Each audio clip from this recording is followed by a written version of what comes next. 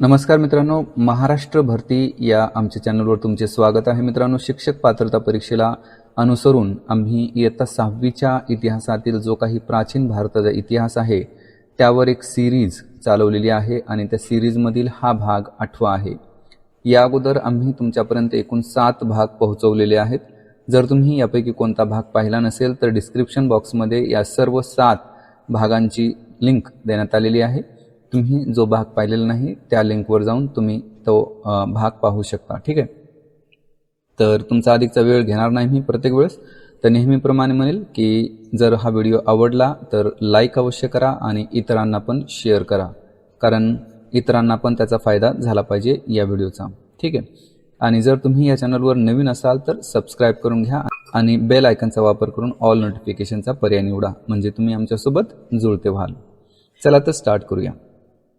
मित्रांनो, आजच्या या व्हिडिओमध्ये या लेक्चरमध्ये आपण प्राचीन भारताची जी काही संस्कृती आहे, ती जी संस्कृती आहे त्याची विशेषता, त्याची वैशिष्ट्ये आणि त्याचं महत्त्व आपण या व्हिडिओमध्ये जाणून घेत आहोत. कारण हा जो भाग आहे तो अत्यंत महत्त्वाचा आहे आणि तो TETला विचारला जातो. यामध्ये कोणकोणते घटक आहेत ते एकदा आपण ओव्हरलुक करूया आणि वन बाय वन प्रत्येकाचा अभ्यास करूया.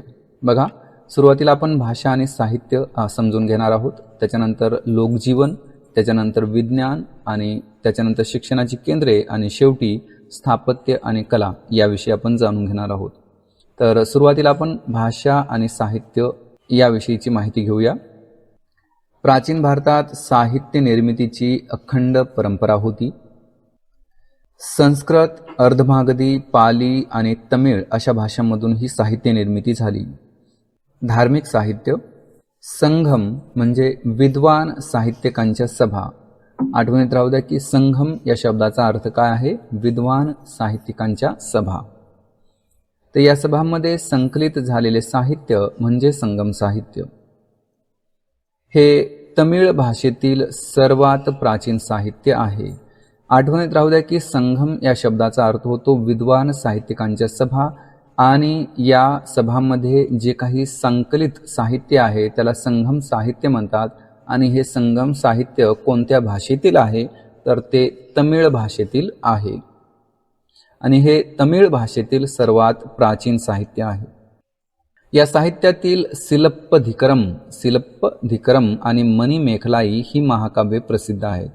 तर हे जे संगम साहित्य आहे, या संगम साहित्यातील सिलप्पधिकरम आणि मणिमेखलाई ही महाकाव्ये विशेष प्रसिद्ध आहेत.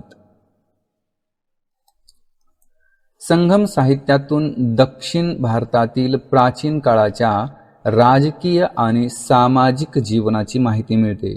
आठवणीत राहू द्या की जे संगम साहित्य आहे त्या संगम साहित्यातून दक्षिण भारतातील प्राचीन काळाच्या राजकीय आणि सामाजिक जीवनाची माहिती मिळते. तर धार्मिक साहित्यामध्ये आगमग्रंथ, त्रिपिटक आणि भगवद्गीता हे ग्रंथ महत्त्वाचे आहेत. त्रिपिटक किंवा त्रिपिटक. तर जैन आगमग्रंथ हे जे आहेत ते अर्धमागधी, शौरसेनी आणि महाराष्ट्री अशा प्राकृत भाषांमध्ये लिहिलेली आहेत. तर आठवणीत राहू द्या, महाराष्ट्री, शौरसेनी आणि अर्धमागधी ह्या प्राकृत भाषा आहेत आणि या भाषांमध्ये जैन आगम ग्रंथांची रचना करण्यात आलेली आहे. हरिभद्र सुरींचा समराईच्य कहा. आठवणीत राहू दे ही दोन्ही नावं, कारण इथे जम्बलिंग होऊ शकते की हरिभद्र सुरी यांनी समराईच्य कहा आणि उद्योतन सुरी यांनी कुवलय माला कहा हे ग्रंथ लिहिले आणि हे ग्रंथ विशेष प्रसिद्ध आहेत. तर कन्फ्यूज होऊ नका की हरिभद्र सुरी यांनी समराईच्य कहा हा ग्रंथ लिहिला आणि उद्योतन सुरी यांनी कुवलय माला कहा हा ग्रंथ लिहिला. तर अर्थशास्त्र हा ग्रंथ कोणी लिहिला? कौटिल्य यांनी लिहिला, म्हणजेच आर्य चाणक्य यांनी लिहिला. हे सर्वांना जवळजवळ माहीत आहे. तर यामध्ये काय विशेष आहे की उत्तम शासन व्यवस्था कशी असावी याची सविस्तर चर्चा या अर्थशास्त्र ग्रंथामध्ये केलेली आहे कौटिल्य यांनी किंवा आर्य चाणक्य यांनी. तर इसवी सनाच्या 8व्या शतकात आद्य शंकराचार्य होऊन गेले. शंकराचार्य कोणत्या शतकात झाले? 8व्या शतकामध्ये झाले. तर त्यांचा ज्ञान आणि वैराग्य या गोष्टींवर विशेष भर होता. उपनिषदे, ब्रह्मसूत्रे आणि भगवद्गीता या ग्रंथांवर त्यांनी काय केलेली आहेत, भाष्ये लिहिलेली आहेत आणि त्यांचा अर्थ स्पष्ट केलेला आहे. ठीक आहे, आठवणीत राहू द्या. उपनिषदे, ब्रह्मसूत्रे, भगवद्गीता या ग्रंथावर आद्य शंकराचार्य यांनी भाष्य लिहून त्यांचा अर्थ स्पष्ट केला. म्हणजे सामान्य लोकांना भगवद्गीता, ब्रह्मसूत्रे त्याचबरोबर उपनिषदे काय आहे हे समजावं या उद्देशाने त्यांनी हे लेखन केलं. तर त्यांनी भारताच्या 4 दिशांना म्हणजेच बद्रीनाथ, द्वारका, जगन्नाथपुरी आणि श्रृंगेरी या ठिकाणी 4 मठांची स्थापना केली. 4 मठांची स्थापना कोणी केली? आद्य शंकराचार्य यांनी केली. तर भारताच्या 4 दिशांना कोठे कोठे? बद्रीनाथ, द्वारका, जगन्नाथपुरी आणि श्रृंगेरी. तर उपनिषदे, ब्रह्मसूत्रे, भगवद्गीता या ग्रंथांवर भाष्य कोणी लिहिली? आद्य शंकराचार्य यांनी. तर हा त्यांचा फोटो आद्य शंकराचार्यांचा. पाणिनी या व्याकरणकाराने अष्टाध्यायी हा ग्रंथ लिहिला. हा ग्रंथ संस्कृत व्याकरणाचा प्रमाण ग्रंथ आहे. पाणिनी यांनी जो अष्टाध्यायी हा ग्रंथ लिहिला तो संस्कृत व्याकरणाचा प्रमाण ग्रंथ मानला जातो. पतंजलीने महाभाष्य हा ग्रंथ लिहिला. पतंजली यांनी कोणता ग्रंथ लिहिला? महाभाष्य. या ग्रंथात पाणिनीच्या अष्टाध्यायी या ग्रंथातील सूत्रांचे स्पष्टीकरण केलेले आहे. तर पाणिनी यांनी अष्टाध्यायी हा ग्रंथ लिहिला.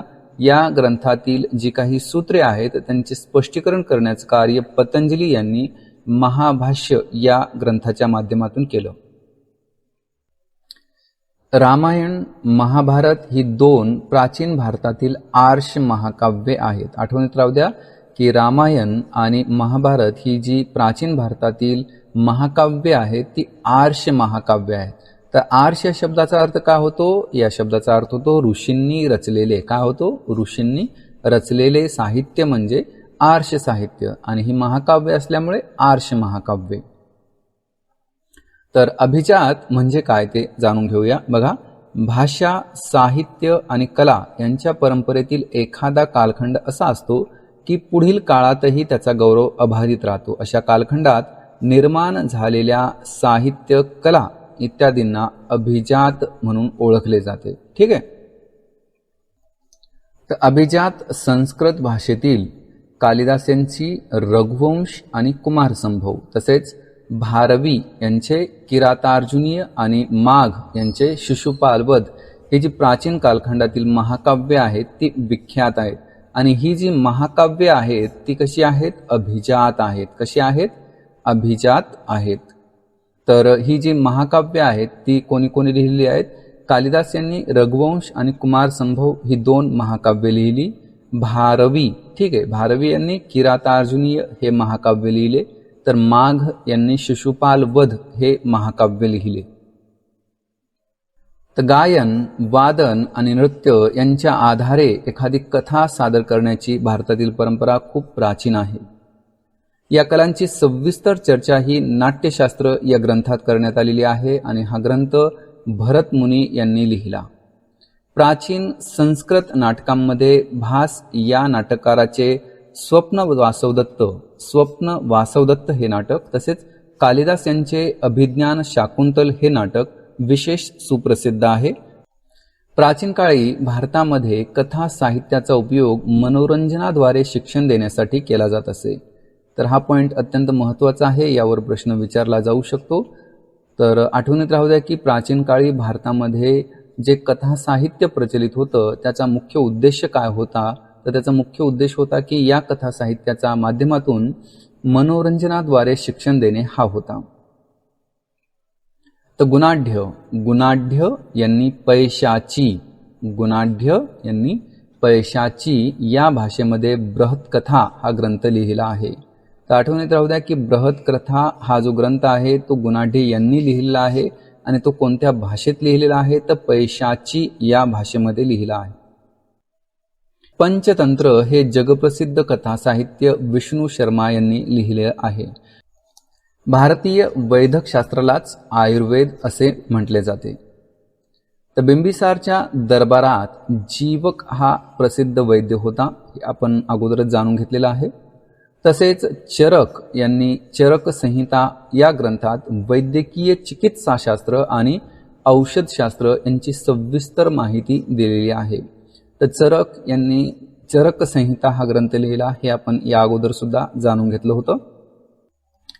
सुश्रुत या शल्य विशारदाने, सुश्रुत हे कोण होते? एक शल्य विशारद होते आणि त्यांनी लिहिलेल्या सुश्रुत संहिता या ग्रंथात विविध रोगांचे निदान आणि त्यावरील उपायांची माहिती दिलेली आहे.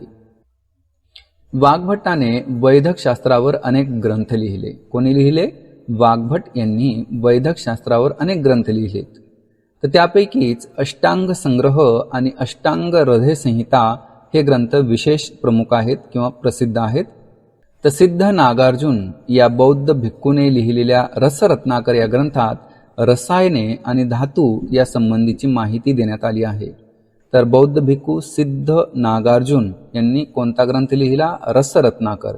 यामध्ये कशाविषयीची माहिती देण्यात आलेली आहे? रसायने आणि धातू या संबंधीची.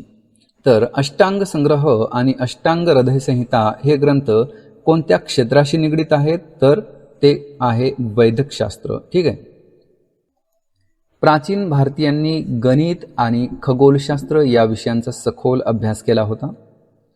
1 ते 9 आणि 0 या संख्यांचा वापर हा सर्वप्रथम भारतीयांनी केला आणि 0 ही संकल्पना भारताने अख्ख्या जगाला दिलेली आहे. आर्यभट्ट नावाच्या शास्त्रज्ञाने आर्यभट्टीय हा ग्रंथ लिहिला होता.